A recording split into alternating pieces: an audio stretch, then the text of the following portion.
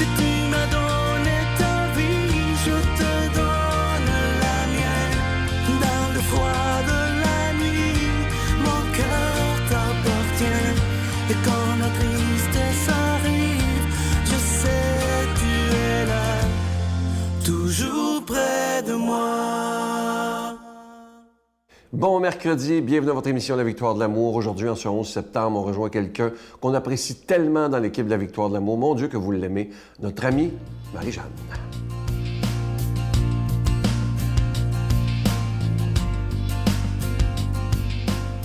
Bonjour à tous, j'espère que vous allez bien ce matin. Alors, je me lance ce matin avec un mot, un terme, un concept énorme. Donc, premièrement, bien redire que je ne suis pas théologienne et que ma théologie se limite à mes connaissances que j'acquiers au fur et à mesure. Mais en même temps, j'ai trouvé ça absolument incroyable, ce que j'ai trouvé comme information. Il s'agit d'un mot, ça s'appelle l'acédie. Alors, au début, en fait, j'ai cherché le terme « paresse spirituelle » parce que je me suis demandé s'il existait des choses qui, parfois, définissaient justement cette espèce de petits moments où on est un peu las de l'intérieur, où on dirait que, parce que ça m'arrive moi aussi, d'avoir des faiblesses où j'ai pas trop envie de prendre le temps d'être avec Dieu, où j'ai pas trop envie de prier des fois. Ça arrive à tout le monde, je pense. Et je me suis demandé, qu'est-ce que l'Église avait vécu par rapport à ça? Qu'est-ce que même les plus grands saints avaient vécu aussi? Et donc, en fouillant un peu, oui, je suis tombée sur ce terme qui, en fait, est un concept, si je pourrais dire, de la vie spirituelle qui est bien présent et qui existe depuis bien des siècles maintenant. Je pense que c'est quand même dans l'être humain aussi. Donc l'acédie, ça vient du grec, akédia, je crois que je le dis bien, qui veut dire manque de soins. Donc ça se rapporte en fait à cette petite tendance parfois à pas trop à laisser dans un coin, par exemple ma vie spirituelle ou des choses comme ça.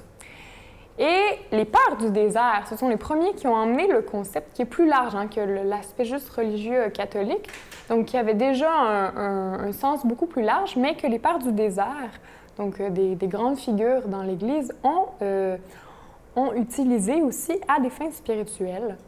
Puis, même le pape François aussi nous en parle beaucoup aujourd'hui de ce piège, en fait, de la société, de comme un peu s'asseoir finalement sur des choses, de vouloir rester dans un état au lieu d'essayer d'être mouvant, d'être dans la vivacité, je dirais, de l'esprit, puis aussi de notre propre vie, d'aller au large. En fait, c'est ça. Et donc, évidemment, je le dis sur un ton avec aucun reproche parce que, comme je vous dis, si je l'ai cherché, c'est que je le vivais. Donc, c'est vraiment dans le sens où je me disais que c'est intéressant de voir que cette difficulté rencontrée à l'intérieur de nous, parfois, a eu des racines aussi dans d'autres choses, dans d'autres époques. Et ce que je trouvais intéressant, c'est ce qui était d'ailleurs rapporté quand j'ai fouillé un peu, c'est que c'est une difficulté qui va autant lier le côté charnel, donc incarné de l'humain, avec le côté spirituel. Parce que le côté de la paresse, je dirais, du manque d'action, bien, ça vient un peu aussi dans mon corps. Moi, j'ai pas toujours envie parfois d'être dans l'action, d'aller donner, de me lever le matin. Ça nous arrive tout le temps. On peut pas se lever le matin des fois.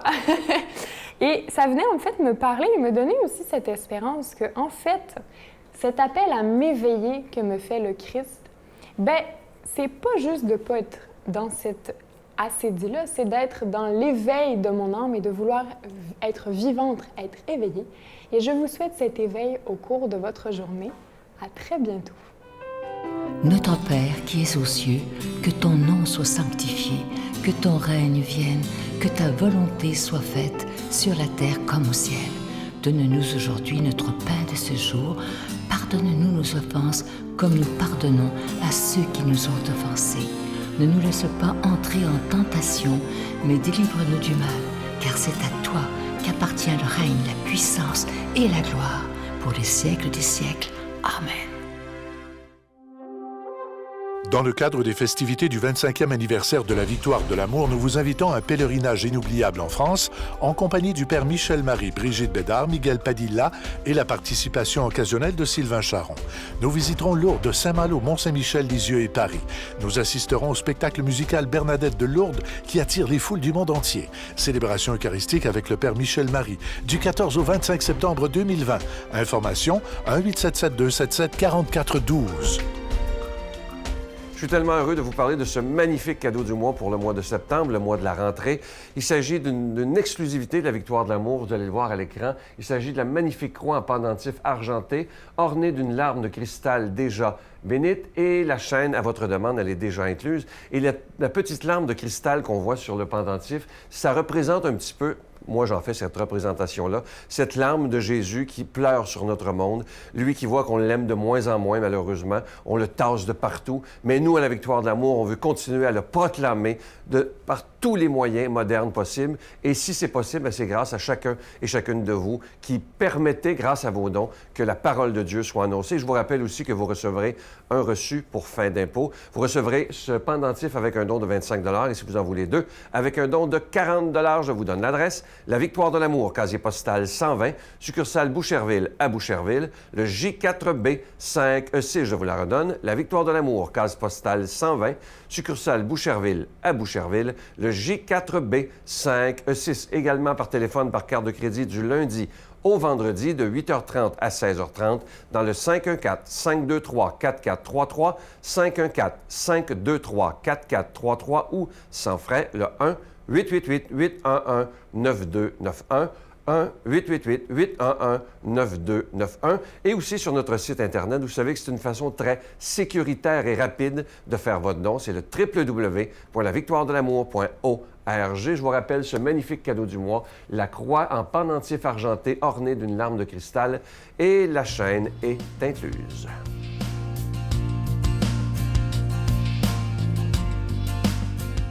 Mon Dieu, donnez-moi la sérénité d'accepter les choses que je ne peux changer, le courage de changer les choses que je peux et la sagesse d'en connaître la différence. Amen. La parole de Dieu aujourd'hui est proclamée par quelqu'un qu'on apprécie beaucoup. J'aime l'appeler le prêtre au cœur de tendresse. Imaginez, il a été aumônier de la prison de Bordeaux pendant 38 ans. Imagine. On l'accueille maintenant, le Père Jean.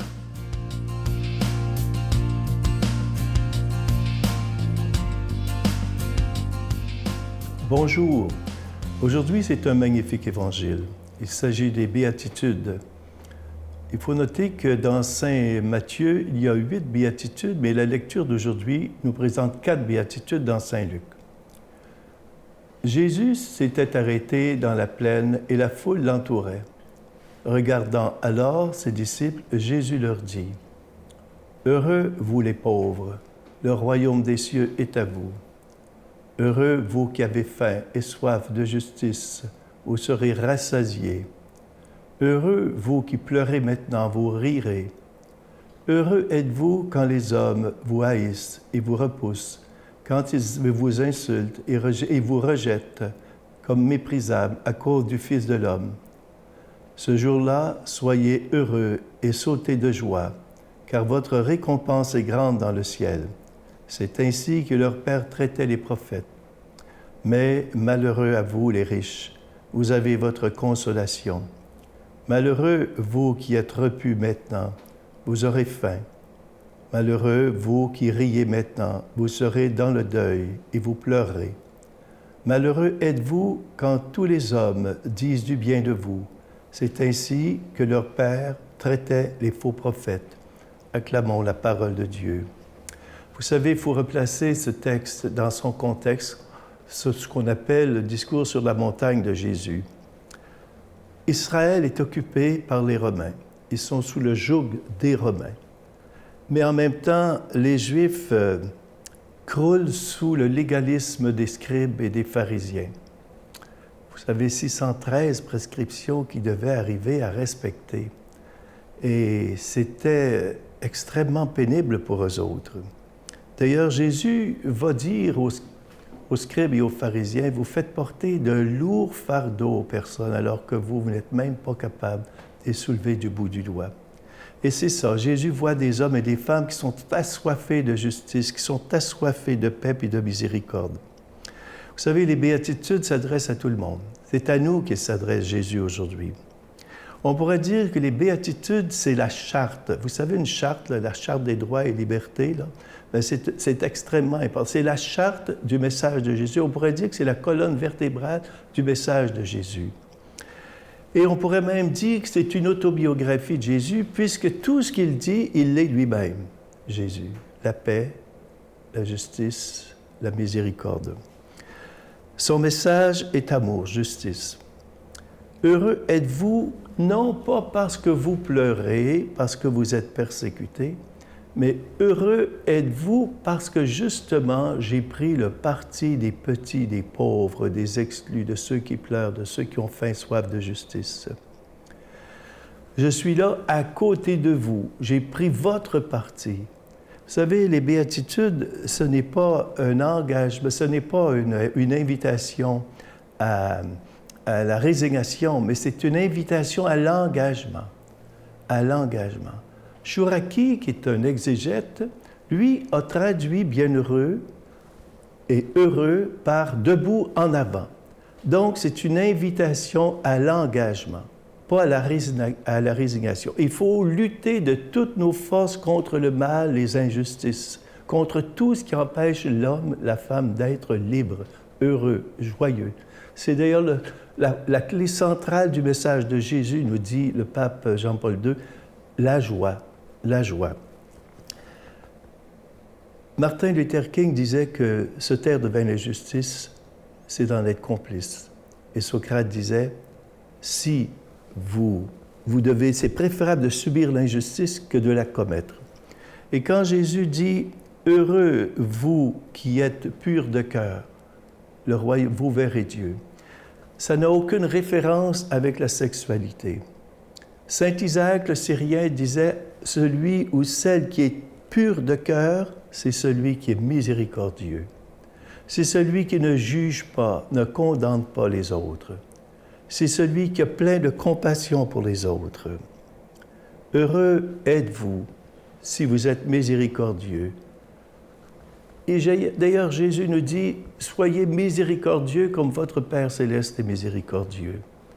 Être miséricordieux, c'est d'avoir cette capacité de compassion pour la personne. C'est celui qui ne juge pas, comme Saint Isaac le Syrien le disait si justement, et ne condamne pas. Soyez miséricordieux comme votre Père céleste est miséricordieux. Et Isaac le Syrien disait souvent que la miséricorde l'emporte toujours dans ta balance, jusqu'au jour où tu sentiras en toi la miséricorde que Dieu a pour toi et pour le monde.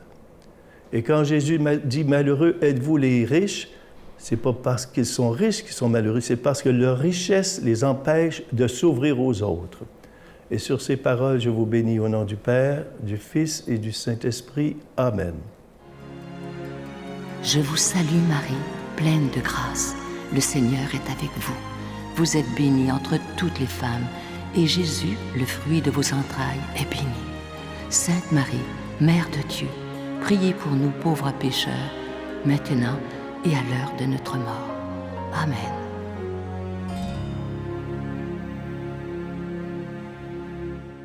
J'en reviens pas comment ça réserve très, très vite pour ce pèlerinage qui aura lieu en septembre 2020. C'est vrai que c'est un des beaux pèlerinages qu'on va faire, un des plus beaux, je pense.